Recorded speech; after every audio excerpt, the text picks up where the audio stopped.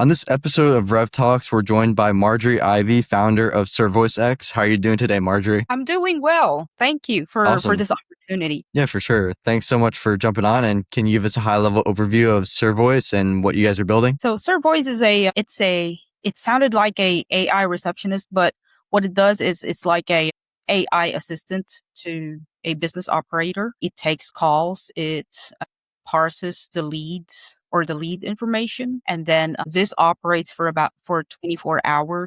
And even if the admin or the business owner or the solo business owner is gone out working in the field, it will still be able to take in calls. So basically, ServoiceX is an AI assistant. Awesome. Yeah, so it sounds like you built Servoice to almost replace the customer service aspect of service businesses. So instead of having to rely on the owner who's likely out on the job to Mhm. take new prospect calls or new customer calls, you have the AI that kind of helps with that. That's correct. Yes. Awesome. Yeah, so I built that because we actually have a plumbing business that we're helping to get or to capture more leads. It started when I'm seeing the struggle where a business owner or a business operator is solo, or if they only have like 5 people working and it's mostly plumbers or technicians, then I mean it's going to be tough for them, especially around the office operations. They could not answer the calls, or there's a lot of people that's calling in, and then they badly needed plumbers to help them with their plumbing issue, and they couldn't connect with any one of them. So I mean, most of the plumbing companies that I have seen, or not only just plumbing companies that I have seen, just mostly home service business operations, they rely on voicemail or answering machine where someone calls in and then you just leave your messages. And for me as a customer, and this is just my own experience, I really don't want to leave my messages anymore to a voicemail. I wanted to talk to someone out there and at least help me with whatever I'm going through. So I thought of building ServoiceX for this case because it would answer the customer's issue at least, and then I built it to be able to train. And I thought that AI is just a layer that you could train easily, where this is how you could answer, and it's really accurate and it's more responsive than you know, uh, a new, I mean, most of these home service owners have their wives or maybe have their cousins or maybe kids answers the phone. And sometimes they don't know how to answer the phone, and it's a business. So at least we have that layer where it should sound more professional for Yeah, the for business. sure. So, I Mhm. mean, it kind of sounds like you were directly experiencing the pain Yes, where when you called into a service-based business like a plumbing company, your toilet's clogged and you need actual help. They're right. sending you right to voicemail and there's nobody that you can talk to. So then what Yeah, you do is you just go back onto Google and then call the next company instead of waiting for that call back. So essentially, your solution was built to resolve the direct pain that you experience. So anytime somebody calls into a service-based business, they actually get that customer. Somebody actually answers the phone and is working 24/7 to manage that. that's correct. Yeah, and I mean, even if you leave a voicemail or a voice message to the customer on the old traditional way, there is no guarantee that they will call you back. It may take like maybe sometimes a day or two for them to be able to call you back, and like, or maybe just these plumbers, or not just the plumbers, but the owners themselves would just realize, "Oh, we missed someone, so I wanted to call them back." And then by the time that they call them back, they've already called another one. At least with ServoiceX, I have seen improvements with our customers or with our leads, where even if we missed a call, we are seeing, or at least we were able to see what is going on or what these customers need. So we call them back immediately, or we send a confirmation that, hey, we can book you in or we can squeeze you in, within the day. And then, yeah, we have improved the customer service through AI. Awesome. Yeah. So why plumbers and HVAC companies in particular? Like, how did you land on that customer? Like I said earlier, it's all about the pain. I've seen this pain, and I've also experienced the pain myself.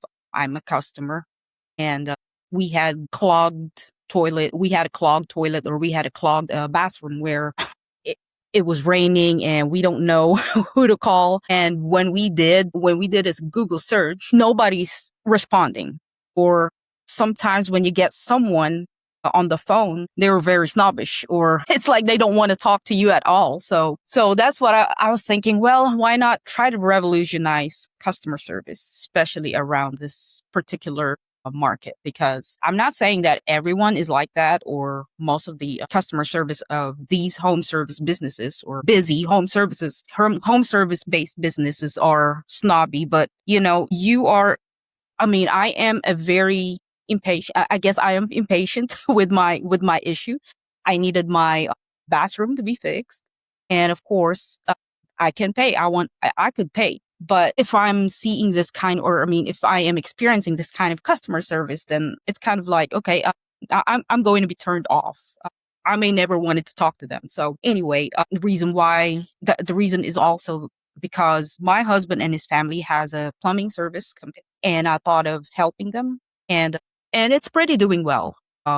With this assistant being installed in the workflow, and we were doing better when it comes to customer service. Awesome. Yeah. So, I mean, it sounds like the AI that you've built has really solved multiple bottlenecks for these service-based businesses, especially plumbers, including the customer service aspect where they're Yeah. available 24/7 and they don't have to actually speak to the customers if the AI is answering it. And the other Mhm. thing is that the AI is always going to be calm and understanding, regardless of the tonality of the customer that's actually calling them on the phone. Right. So, what's the hardest part about making that reliable in a real world? I believe it's all about the training part.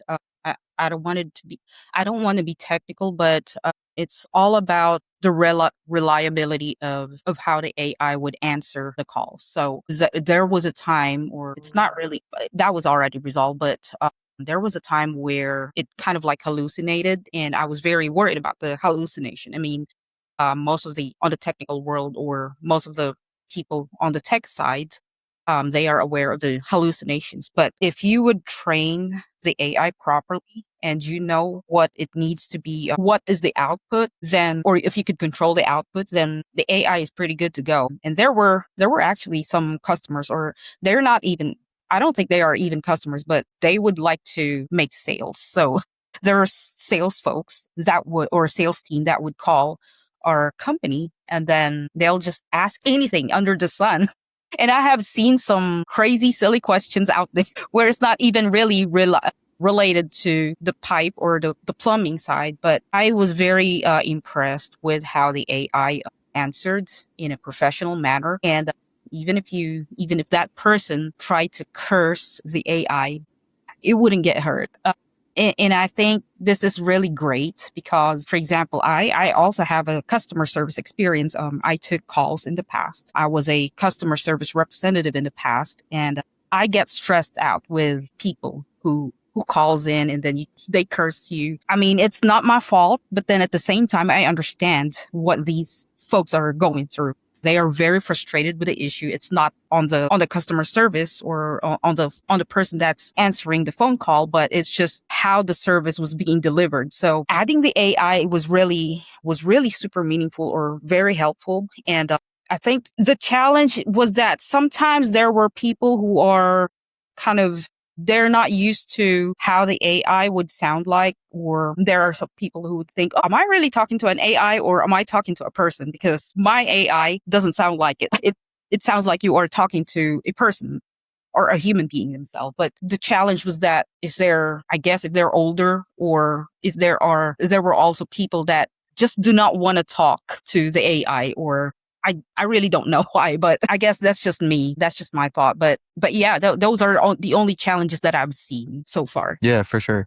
So, I mean, it sounds like you've gone very deep in like the training side of the AI, making sure that it provides professional responses, actually responds in a respectful manner, and actually understands how to handle sort of objections, even if the customer is using like a bad tonality or they object to pricing or have different concerns, etc. Yeah, that's correct. And sometimes as a customer service representative, you have to undergo like scripts of how you're going to answer a phone call. And this happens to all of the customer service or call center agents where, they just say all that script. But for the AI, you just throw in that script and then it would actually it is actually flexible to the customer's needs or to the customer's tone. So if the customer says, "Hey, how are you doing?"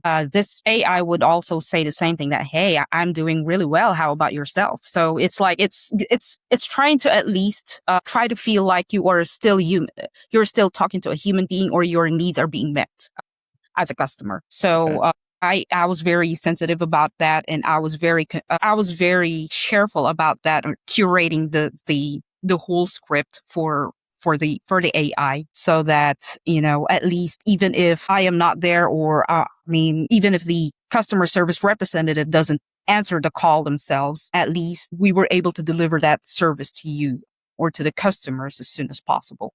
And we could guarantee that we could call them back immediately. Even right, I believe, even right after the phone call with the AI, they get the phone call immediately after a minute or less than a minute. Yeah, for sure. And speed to lead is everything, especially in service-based businesses. Yes. So, Marjorie, you're live in Little Rock and Nashville right now. So, how are you actually finding these businesses and getting them to try it? What I do is Google Maps. You gotta outreach. I think that's my, it is tough to reach out, but the hardest part is to get the customer or the businesses into talking to you, or just get them, like, try them live, or try the demo live. So I do have a separate phone number for the AI for them to, to try it out and see what they think or how it could help them. And then I could give them like a solo, "Hey, this is your username and password for you to try out, to look into the dashboard and see how it feels like." I just needed it to be very easy for them to use and easy for them to set up.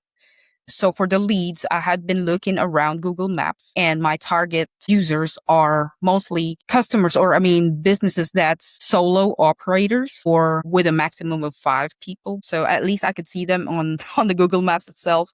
And I call them personally. And here in locally, what I do is I try to stop by to their to their offices and see if you can, do you have any spare minute, like maybe 10 minutes or so, where we can just talk.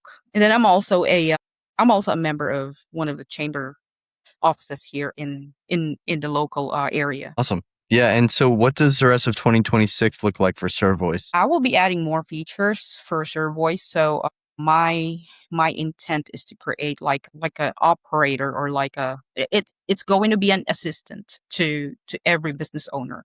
Like, it's your living company brain. I call it the company brain because it kind of like acts like one, where it can make decisions with you as a business operator. I have already started developing that side of it, and I am expecting to roll out these changes next month. And yeah, like, the SOPs are going to be there. If you have an admin that is leaving, let's say, for example, this admin has been there for a while and this admin knows the ins and outs of the company, ServoiceX will help alleviate that. So ServoiceX is going to be your company operator. It's like your assistant CEO of some sort. So that is my future goal for Awesome. 2026. Yeah. Nice. And yeah, this has been great, Marjorie. So, where can people find you? What's your company website and your LinkedIn? Yeah. So you can just find me on ServoiceX.com. And I'm on LinkedIn, Marjorie Ivey. You can search me there. Perfect. And thank you for joining us on RevTalks today. So, I hope you have a great rest of your day. Thanks, Mason. You have a good day.